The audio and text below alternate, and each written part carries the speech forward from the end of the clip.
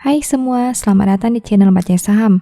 Pada video ini, kita akan bahas satu topik dengan judul Saham properti terbaik untuk investasi.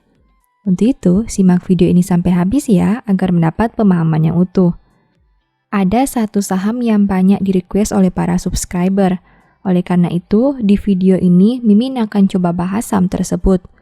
Perusahaan yang akan dibahas ini bergerak di sektor properti dan merupakan salah satu pemain properti yang cukup besar.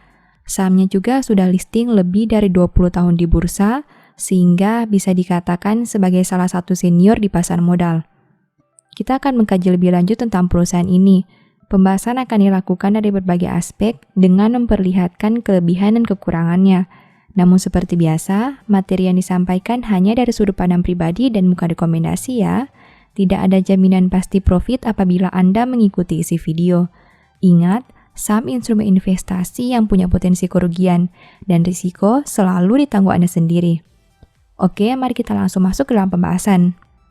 Pertama, kepemilikan saham pemegang saham mayoritas. 68,68% saham perusahaan ini dimiliki oleh pemegang saham mayoritasnya, sedangkan jumlah yang berada di masyarakat adalah sebesar 31,32%. Kepemilikan owner perusahaan masih berada di angka 68%, sehingga bisa diasumsikan owner perusahaan masih mempercayai bisnis perusahaan ke depannya. Untuk perusahaan yang bergerak di bidang properti, komposisi saham seperti ini cenderung menarik. Hal berikut yang bisa kita amati adalah kepemilikan saham oleh top management. Kepemilikan saham oleh top management adalah sebagai berikut. Terdapat 2 orang top management yang punya saham perusahaan, yaitu presiden komisaris dan komisaris.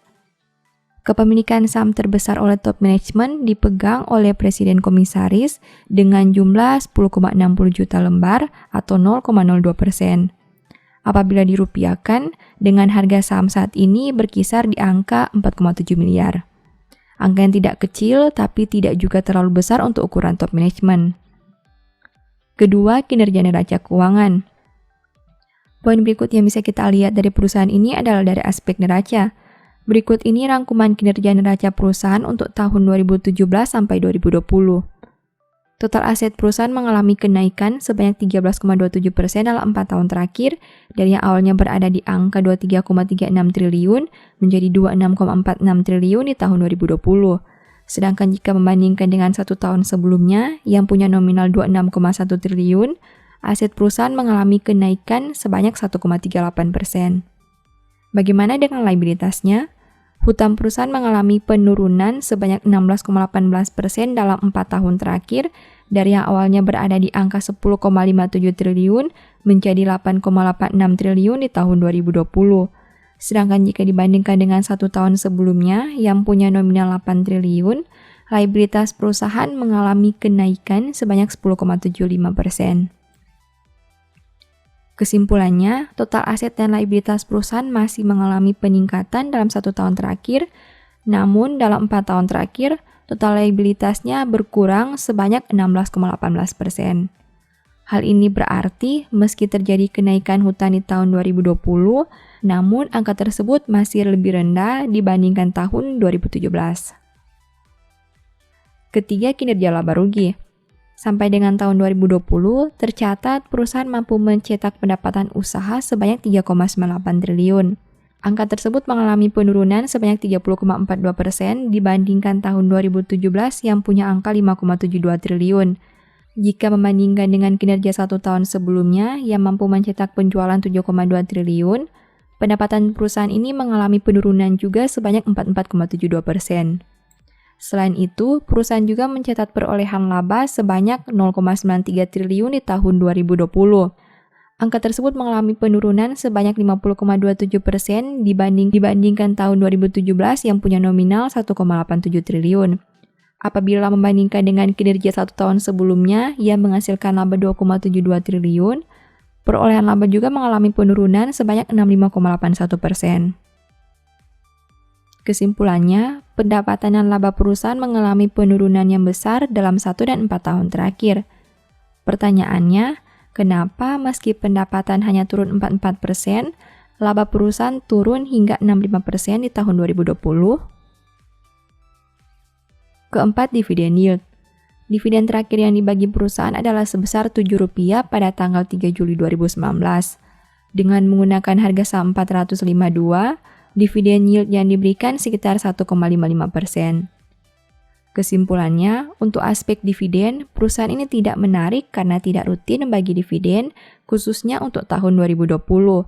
Yield yang ditawarkan juga termasuk rendah di angka 1,55%. Untuk itu, apabila Anda mencari perusahaan pembagi dividen yang besar, perusahaan ini sepertinya kurang cocok. Kelima, harga saham. Harga saham perusahaan di awal tahun 2017 adalah sebesar 565. Apabila membandingkan dengan harga saham 452 saat video ini dibuat, berarti sudah terjadi penurunan sebanyak 20%. Kesimpulannya, dengan penurunan laba yang mencapai 50%, harga saham perusahaan hanya turun 20% dalam 4 tahun terakhir. Apakah ini berarti ada kemungkinan harga sahamnya turun lebih dalam lagi untuk beberapa waktu ke depan? Mari kita lihat saja nanti. Keenam, punya peluang multi-bagger. Dengan menggunakan harga saham 452, per saham ini berada di angka 22,99 kali dengan PBV 1,46 kali. Artinya, saham ini dijual dengan harga yang berada di atas book value-nya. Saat video ini dibuat, book value perusahaan berada di angka 309. Apabila harga saham naik 1 kali lipat dari 452 menjadi 904, berarti valuasi PBV ini dari yang berada di angka 1,46 kali menjadi 2,93 kali. Kesimpulannya, valuasi perusahaan ini menurut Mimin sudah terlalu premium karena mempunyai PER 22 kali dan PBV 1,4 kali, pada kondisi di mana labanya turun di atas 50%. Untuk itu, apabila Anda tertarik dengan perusahaan ini, sebaiknya mempertimbangkan terlebih dahulu dari faktor risiko yang siap diterima. Adapun informasi umum dari perusahaan yang dibahas pada video ini adalah sebagai berikut. Kode sahamnya adalah PWON dengan nama perusahaan PT Pakuwon Jati. Perusahaan ini listing sejak 9 Oktober 1989 dan bergerak di sektor properti dan real estate. Apakah Anda tertarik untuk menganalisa lebih lanjut saham ini? Ingat, informasi yang disampaikan pada video ini bukanlah rekomendasi atau ajakan membeli saham ini.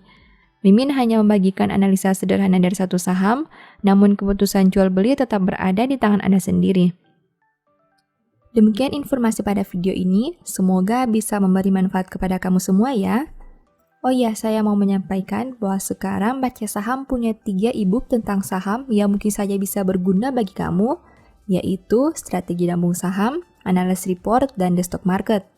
Berikut perbedaan antara 3 e-book tersebut. E-book Strategi Nabung Saham berfokus pada pembahasan teknik, money management, dan semua hal yang berhubungan dengan nabung saham. Poin intinya bisa dilihat pada tampilan berikut ini. E-book Analysis Report berfokus pada hasil analisa fundamental 12 saham pilihan berdasarkan laporan keuangan terbaru. Poin intinya bisa dilihat pada tampilan berikut ini. E-book The Stock Market berfokus pada panduan bagaimana menganalisa fundamental suatu perusahaan dan money management yang baik. Poin intinya bisa dilihat pada tampilan berikut ini. Apabila kamu tertarik membeli salah satu dari 3 e-book tadi, silakan chat WA ke nomor yang tertera di layar ya. Ingat, hati-hati terhadap semua jenis penipuan yang mengatasnamakan Baca Saham. Baca Saham tidak pernah mengelola dana ataupun melakukan penjualan produk di luar Instagram, YouTube, dan Telegram resmi Baca Saham. Sebagai penutup, saya mau mengutip satu statement yang semoga bisa menjadi semangat bagi teman-teman. Seperti burung yang lari dari sarangnya, demikianlah orang yang lari dari kediamannya. Thank you.